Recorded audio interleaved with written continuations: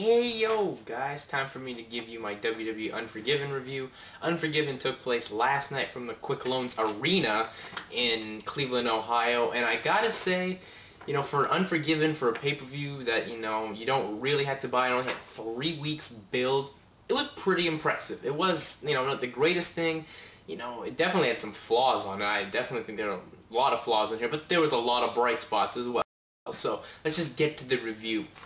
Really, this is like the only pay-per-view I've seen in a very, very long time where they didn't really have an intro. They're just a short little thing that, summed up basically the Scrambles and the Jericho-Michaels match. But really, not a lot of video package on this one. So, that was interesting. And it also showed that they really didn't care about this pay-per-view.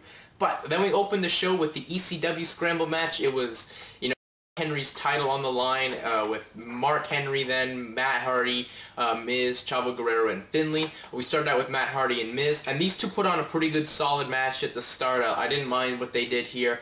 Some pretty nice, mat wrestling, and, just to show basically how much Miz has improved. Then after like 5 minutes I think in this one was, because they did forget the time cues a lot in this one. You had Chavo come out, the first pin after he hit pinned, I believe it was Matt Hardy. It was Matt Hardy with the frog splash, and he was the interim WWE or ECW champion, excuse me.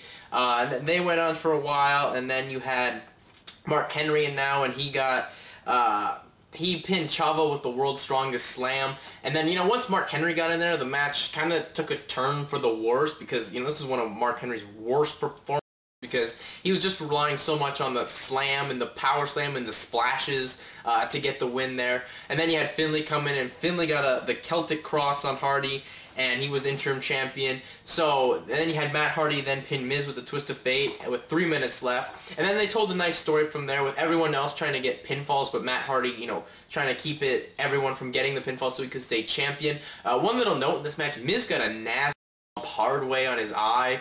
It was just pretty bloody, almost like what Rich Franklin had the night before at UFC 88, but still, I mean, it was a pretty good match. And then, the time expired and Matt Hardy got the win.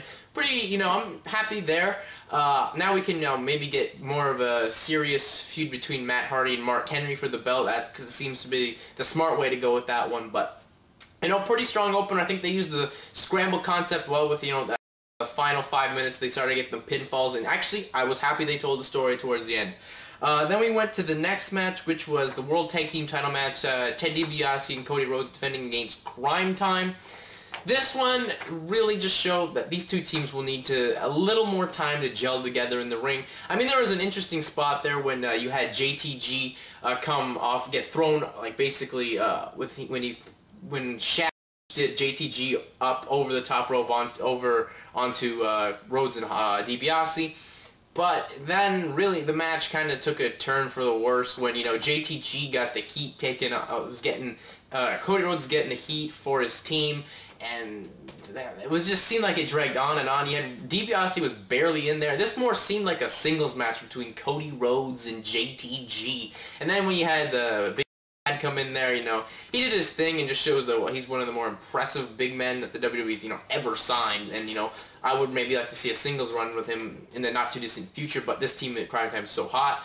But really, this one just seemed to go on, and then you had, I didn't like how you kind of had Rhodes and Holly win clean with the roll-up that JTG had, and DiBiase just rolled it through. And then one other note before the finish, Cody Rhodes absolutely sold a moonsault. I mean, this was pretty overzealous here. He sold it like he was a fish out of water, and this was just absolutely retarded. You don't sell a moonsault like that. I mean, he missed it completely, but he just oversold this. And then you had DiBiase roll the cradle over, and he got the win. I didn't like that finish. And then you had the debut of Alpha Jr., who they're giving the name Manu. I completely disagree with this. You saved the debuting of a character television. Like when they debuted Umaga, they debuted him after WrestleMania 22. You don't just debut someone on a pay-per-view, because not many people are going to see it and then they're going to, oh, who's that guy? So it doesn't really work if you debut someone on a pay-per-view. I don't think it helps at all.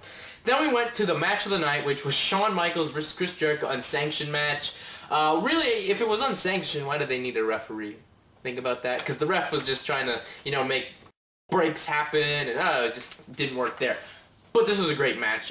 Really, the things you're going to need to know. They kind of had Jericho working on the arm, and, you know, before they had the doctor saying you're going to detach the whole tricep muscle if, you know, you continue with this match. And they also went back to the eye, which, you know, helps. And then you had even Michaels kind of start to turn to work on the eye a bit. A big spot in this match was when you had Lance Cade run down and, you know, get owned by Michaels. They had Michaels and Jericho, or Michaels placed Cade and Jericho on the Raw announce table and delivered the elbow off the top. And then you had Michaels get possessed here, and he kind of, you know, MMA ground and pound with Jericho's arm around his throat, get beaten down with the belt. Just great storytelling. This one just stole the feud. I mean, the Man of God was possessed. It kind of works to an extent there. And then you had Michaels winning. You know, in a decision, I was upset at the time, and I was upset that this match was third. But, you know, they had to kill a lot of time, and they told a great story. And it eventually made sense as you go later on in the pay-per-view. But at this time, I was upset about that. But whatever. Then we went to the SmackDown WWE Scramble match, which was Triple H versus Shelton versus MVP versus the Brian Kendrick. You know, this one they started the Scramble out pretty well again. I mean, you start with Shelton and Jeff Hardy, which you're going to get a decent match out of those two anytime you put them in the ring. Then you had the Brian Kendrick come out. You had Jeff Hardy get the first pin. I believe, yes, Jeff Hardy got the first pin when he got a face plant to get the first pin on the Brian Kendrick. And Kendrick to become champion. He was champion throughout most of the match. Really, I didn't like the whole interim champion because I don't know if these reigns actually count now, but, you know, it was cool to see Kendrick be champion throughout most of the match. Then you had MVP come out, and, you know, there was actually a cool spot when, you know, MVP was setting up for the drive-by kick on Shelton. Then you had Kendrick come across and hit it with a beautiful leg lariat, which was nicely done. And then you had Triple H at the end. Let's just say, before you had Triple H in there, everyone was gelling well there. You actually showcased that Brian Kendrick belonged in the main event. I mean, he got some moves in there. He was actually dictating the pace, and he pinned Jeff Hardy, who was like one of the most top babyfaces in the company. And then you had Triple H come in there and say, yeah, let's just show everyone that SmackDown's basically me and Undertaker, and everyone else is just the other guy. So that just was shown here tonight.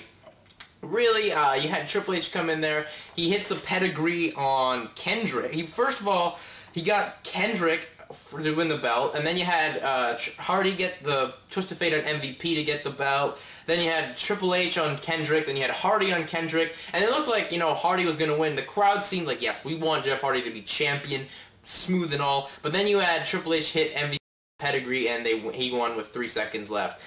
Really was upset with Triple H here. I mean, this is the most I've ever been angry at Triple H. I mean, the crowd wanted that Jeff Hardy to be champion.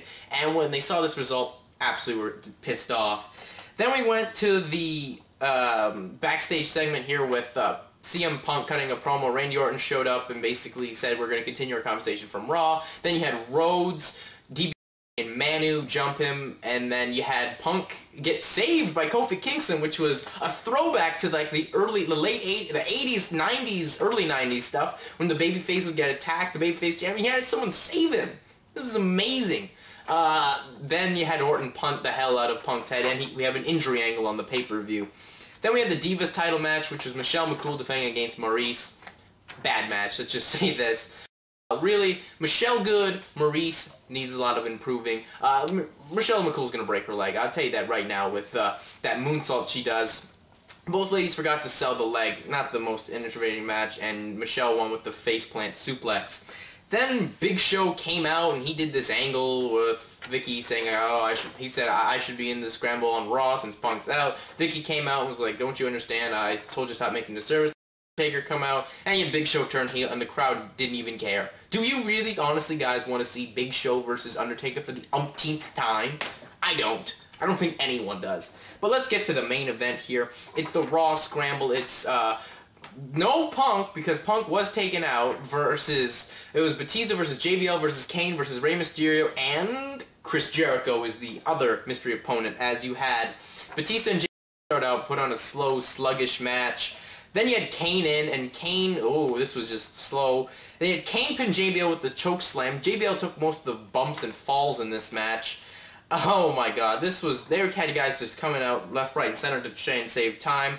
So Punk didn't come out, you had Jericho come out, you had Ray then, and then you had Jericho, which I didn't make sense because Jericho got his ass, beat towards the end, and you had a guy kicked in the head, and you had that guy come back out. You had Jericho come back out. Really, this was a sluggish match. Really, it was slow. I mean, honestly, it was kind of sad when the best worker in here at this moment was Batista. Yeah, that I will say that right now. But really, then the finish came. Batista was champion. He hit a spinebuster on Kane. Mysterio didn't hit a Hurricane Rana on Batista, but Jericho snuck in the back door and got the pin on, I believe it was Kane. Yes, it was on Kane, and then he became champion. So, overall, thumbs in the middle. If you need to see this pay-per-view, get it on DVD when it comes out. But, some pretty interesting things. But overall, I wouldn't order the replay. Just the end of the pay-per-view killed it for me. But anyways, that's it for me. I'm out. Peace.